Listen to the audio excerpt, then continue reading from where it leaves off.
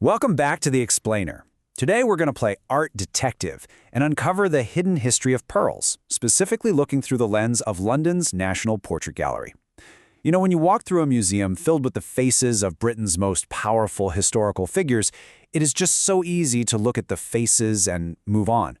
But today, we're going to learn a completely new way to look at history. We're going to decode the canvas. So think about pearls today. You're probably picturing a classic accessory, right? Maybe something elegant you'd wear to a high society gala or a formal event. But centuries ago, completely different story. Back then, they operated as the absolute cutthroat symbol of authority. If you really want to understand power in British history, you don't just follow the crowns or the money, you follow the pearls. Section 1. The ultimate power flex, pearls before diamonds. When you're walking through the gallery, you've really got to look closely. We are so conditioned these days to look for sparkling diamonds, but before diamonds were fashionable, pearls were what truly ruled Europe. When artists were commissioned for these massive royal portraits, they weren't just painting jewels to make the subject look pretty. No, they were quite literally painting power and the divine right to rule directly onto the canvas. For the British elite, pearls signaled immense wealth, absolute authority, and God-given sovereignty for literally everyone to see. Section 2. The Virgin Queen's Pearls, Elizabeth I. Let's talk about Elizabeth I, arguably the most famous Tudor monarch and without a doubt the most heavily pearl-encrusted ruler in the history of the world. Foreign dignitaries and ambassadors visiting her court didn't just casually mention her nice jewelry, they actively described her as being drenched in pearls. It was this overwhelming, highly calculated display designed to leave international visitors completely speechless. If you look at any of her famous portraits, the real symbol of her monarchy, the one element she absolutely coated herself in, were the pearls. Just take a second to let this number truly sink in. 2,000. When the Queen passed away, her estate catalog revealed a staggering 2,000 dresses in her wardrobe, and a massive chunk of them were completely encrusted with these precious gems. We're not talking about a couple of nice statement necklaces here. This was an entire wardrobe weaponized to display unimaginable wealth on a daily basis. You have to remember, she was a monarch crowned at just 25 years old, so these pearls served a vital, highly strategic dual purpose. On one hand, they were actively screaming immense worldly wealth and power to her rivals, but on the other hand, they were projecting absolute moral purity. She cultivated the image of the Virgin Queen, and for her, pearls were deeply tied to the concepts of chastity. It was literally the perfect gemstone to showcase both her unassailable political authority and her untouchable moral standing. Part 3. Men, Pearls, and Power, Expanding the Empire. Now, it's a pretty common misconception today to view pearls as strictly feminine.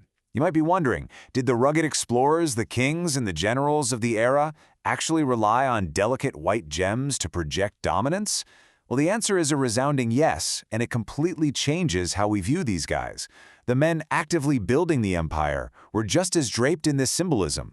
Look at incredibly well-connected court favorites like Sir Walter Raleigh, who was a massive player in England's global ambitions. Or even look at King Charles I. They both famously rocked pearl earrings. And in this context, it wasn't just about showing off personal wealth. It was a very deliberate, very public flex that England was rapidly becoming a massive world power.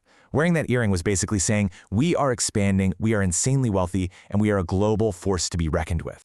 Section 4. A global royal symbol, beyond British borders. And this visual language wasn't just a British phenomenon, it completely crossed borders, becoming a truly international currency of royalty. Take Queen Mary II, for example, who was incredibly popular in both Britain and the Netherlands. The pearls, prominent in her beautiful Dutch portraits, highlight a shared universal code. Whether you were in London or Amsterdam, the pearls stood for wealth, power, beauty, and chastity among the European elite. It was a language the ruling class recognized instantly all over the world. Section 5. Decoding the Portrait Gallery, a new way to look. Look, when most people walk the halls of the National Portrait Gallery, they unfortunately just glance at a face, read the little nameplate, and totally walk right past the best details. So as an art detective, I'm challenging you to follow these 3 steps next time. First, look past the faces. Second, get close and spot the hidden pearls. Maybe it's a really subtle belt or a cuff lining you'd normally miss. And third, once you spot them, decode the power and read the hidden historical story woven directly into those garments. Because honestly, once you know what to look for, everything changes. You stop seeing just a collection of old faces in a dusty gallery.